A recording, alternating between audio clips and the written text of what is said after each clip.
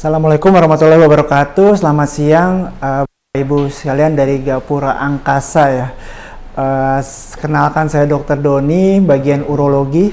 Hari ini saya dan Bapak Ibu semua akan banyak berbicara tentang batuk saluran kemih, di mana batuk saluran kemih ini adalah penyakit yang urutan nomor 2 dari jumlah diagnosis terbanyak di Indonesia. Nomor 1 infeksi saluran kemih, dan yang kedua adalah batuk saluran kemih, yang ketiga adalah prostat.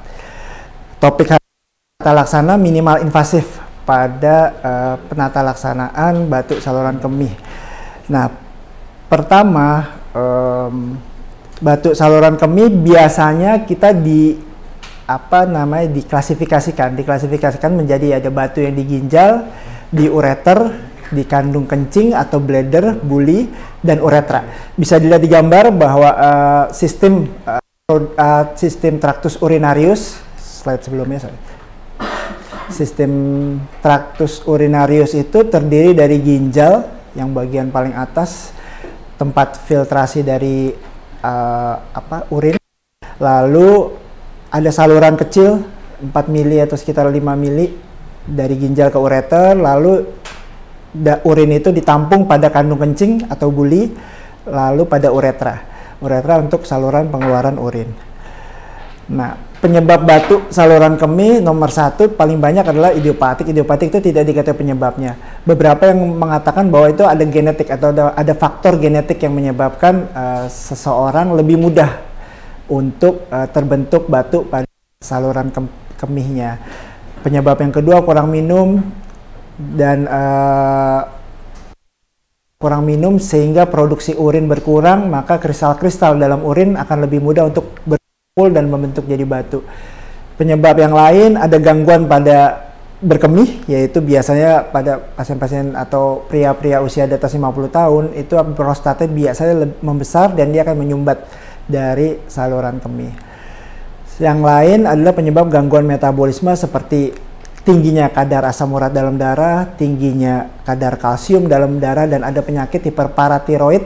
Itu artinya dia akan mensekresi kalsium lebih banyak dalam darah, sehingga menjadi faktor risiko buat terbentuknya batuk saluran kemih. Ini faktor-faktor, kita sebutnya ada faktor internal, ada faktor eksternal. Internal yang saya tadi sebut, ada herediter, ada genetiknya, dan biasanya menyerang usia produktif 30-40 tahun. Pria lebih banyak dibandingkan wanita. Untuk faktor eksternal, geografis, Indonesia termasuk negara tropis, iklimnya, jadi relatif cenderung bahwa kita berada dalam keadaan status dehidrasi sebetulnya. Nah, hidrasi berhubungan dengan lifestyle, beberapa makanan mempengaruhi pembentukan batu, dan pekerjaan. Biasanya pekerjaan yang lebih banyak stasis atau diam, duduk lama, itu cenderung untuk bisa terbentuk batu.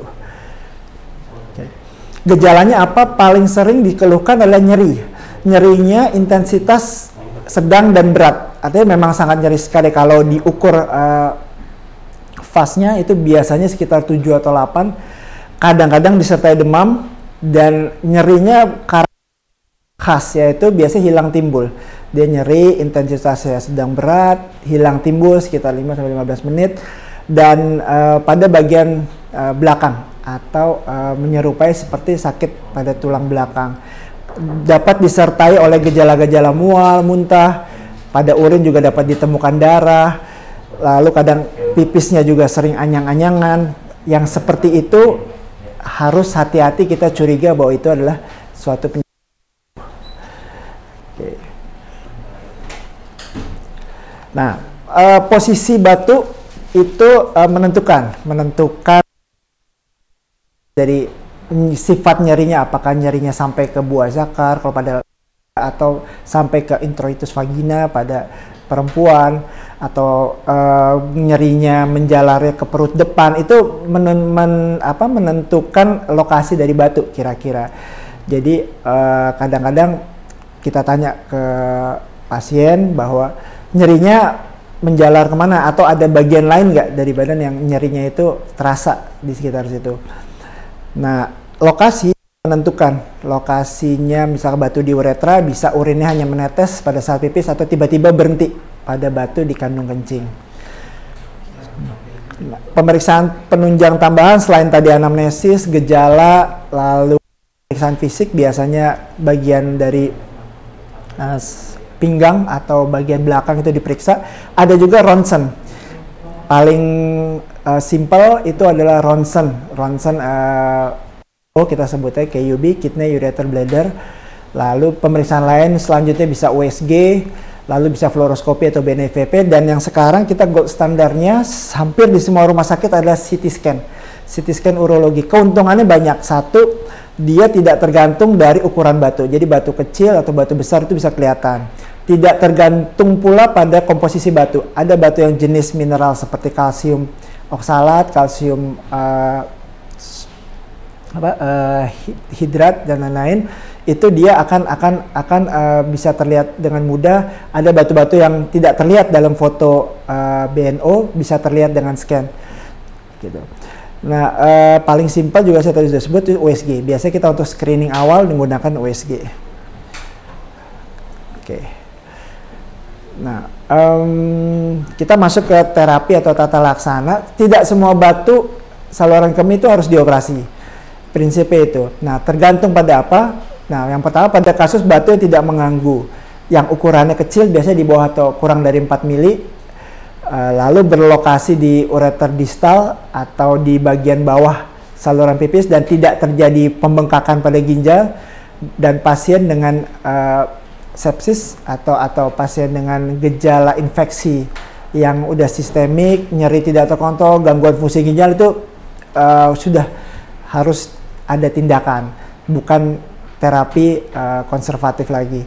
Ya, jadi perlu diingat ada 3 kira-kira batu yang tidak terlalu mengganggu, artinya nggak ada gejala nyeri, pasien beraktivitas normal, lalu ukurannya kurang dari 4 mili dan lokasinya di bawah atau saluran pipis yang sudah di ujung, itu bisa untuk menggunakan terapi konservatif atau obat. Yang perlu diingat adalah obat itu kita tidak ada obat penghancur.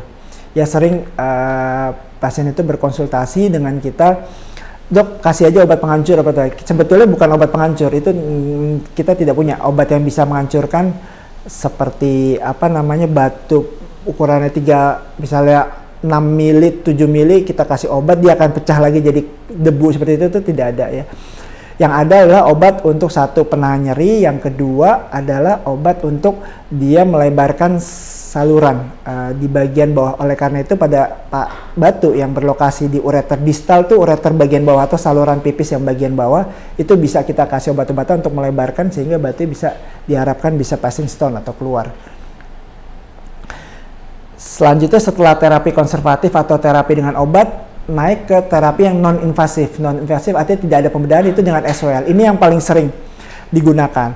SWL itu kita bisa lihat alatnya, dia menggunakan gelombang ultrasound, ya, bermacam-macam sumber energinya, tapi yang kita punya adalah gelombang ultrasound.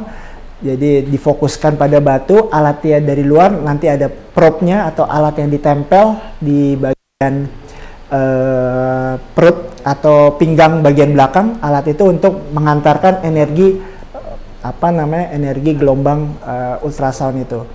Nah, pada saat tindakan pun itu selalu dimonitor dengan SIAM atau fluoroskopi dan USG. Jadi batu itu benar-benar terlokalisir dan kita tahu betul batunya pecah atau tidak. Okay. Nah, batu SWL ini ada kekurangannya. Pada batu-batu yang besar biasanya di atas 1,5 cm atau di atas 2 cm biasanya kurang efektif untuk menghancurkan batu yang ukurannya seperti itu. Dan lokasi juga berpengaruh. Kadang lokasi-lokasi yang sulit di gelombang ultrasound itu lewat, dia atau ada bagian tulang yang dia berhimpitan dengan tulang atau terhalang oleh tulang, maka akan sulit gelombang itu untuk efektif menghancurkan batu. Nah, yang minimal invasif, topik kita hari ini yang ada 2 yang mau kita banyak bahas, yaitu yang pertama PCNL, yang kedua RERS.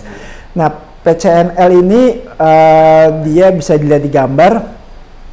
itu kita masukkan alat dari bagian pinggang sekitar 1,5 atau 2 cm, sangat kecil sekali. Nah, kita masukkan alat. Nah, alat itu nanti yang akan menghancurkan batu. Energinya juga bermacam-macam. Kalau istilahnya, kalau kita punya pistol itu ada pelurunya itu macam-macam. Ada yang ultrasound, ada yang laser, dengan laser bisa juga dengan pneumatik, bermacam-macam. Yang kita punya di sini adalah yang dengan laser. Nah, kapan kita lakukan PCN ini? PCN ini dilakukan pada batu-batu yang kompleks. Seperti pada di gambar itu batunya cukup besar, memenuhi seluruh ginjal. Nah, itu paling efektif dilakukan dengan PCN. Kenapa nggak SWL? SWL karena minimal sekali batu yang bisa pecah dengan SWL, dan perlu untuk lebih dari 2 atau 3 kali tindakan untuk bisa menghancurkan batu yang Staghorn, kita sebutnya batu kompleks seperti ini. Jadi PCN ini merupakan pilihan untuk batu-batu yang kompleks, yang besar. Ini videonya bisa jalan ya. Oke, ini saya lakukan tindakannya. Batu cukup besar, prosesnya kira-kira seperti ini. Ya, jadi kita pakai energi ultrasound dan pneumatik. Nah, pada saat itu ada siam di belakang untuk mengevaluasi batu-batu yang udah kita hancurkan. Nanti pecahannya akan kita ambil melalui alat juga, dikeluarkan dari rongganya. Itu satu PCNL. Yang kedua adalah RRS. Ini yang lebih banyak kita lakukan. Jadi kalau RRS, rears, kita itu dengan menggunakan laser. Kelebihannya adalah prosedur ini tidak memerlukan sayatan.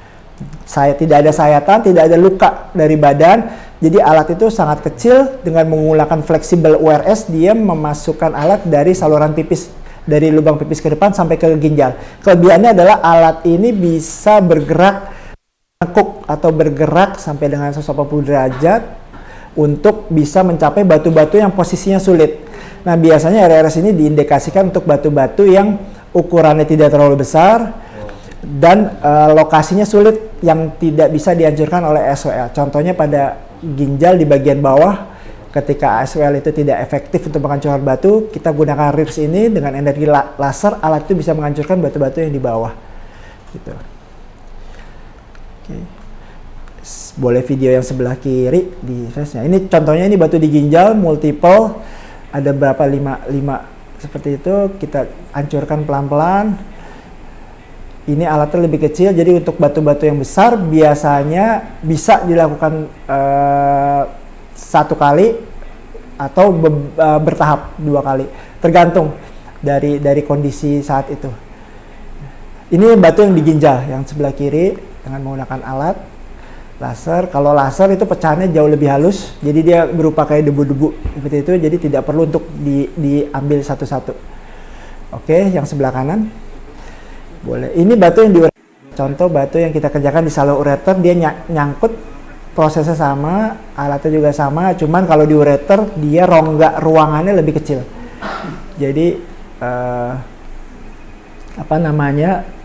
butuh pengaman seperti wire atau stand untuk mengamankan saluran biar laser itu tidak kena ke mukosa atau bagian badan dari pasien. Energinya juga berbeda yang digunakan. Kalau di ginjal kita udah setting gimana energinya, bisa jadi seperti debu. Kalau di ureter mungkin energinya lebih besar karena biasanya batu-batunya lebih keras. Kalau di ureter sama prosesnya. Dua tindakan ini, PCNL dan RRS, digunakan untuk batu-batu yang kompleks, yang besar. Untuk batu-batu yang kecil, yang masih efektif untuk dilakukan SWL, maka kita akan lakukan SWL. Jadi untuk tata laksana di bidang batu saluran pipis itu bertahap. Nggak semuanya harus PCNL rears, nggak semuanya harus SWL, nggak semuanya harus dikasih obat. Berdasarkan case by case. Kalau kita bisa seminimal mungkin resikonya minimal atau risikonya kecil, akan kita lakukan yang paling ringan dulu, misalnya SWL. SWL itu kan hampir tidak ada luka, tidak perlu pembiusan, tidak juga rawat inap biasanya. Itu bisa kita lakukan dan risiko untuk pasiennya juga lebih ringan. Tetapi untuk batu-batu yang besar yang tidak efektif untuk SWL, sebaiknya dilakukan PCNL atau RIS. Untuk operasi bedah terbuka atau operasi bedah lah, sayatan itu sudah hampir sangat jarang sekali kita lakukan. Ya. Saya mau slide terakhir ini mungkin untuk pencegahan. Sebetulnya ini lifestyle ya, lebih banyak ke lifestyle karena sekali lagi dari faktor makanan dan kurang minum itu dari makanan yang kita makan dan minuman yang kita minum itu dia ada komponen kristal-kristal yang akan terbentuk pada ginjal.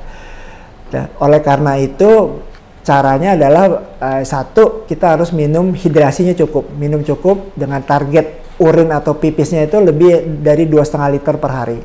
Batasi konsumsi garam, lalu hindari minuman teh seperti teh karena mengandung banyak oksalat, dia ada kristal oksalat. Jadi komponen pembentuk batu itu kristalnya ada kristal kalsium, oksalat, asam urat. Ada 3 itu yang paling sering lah. Fosfat dan lain-lain banyak juga.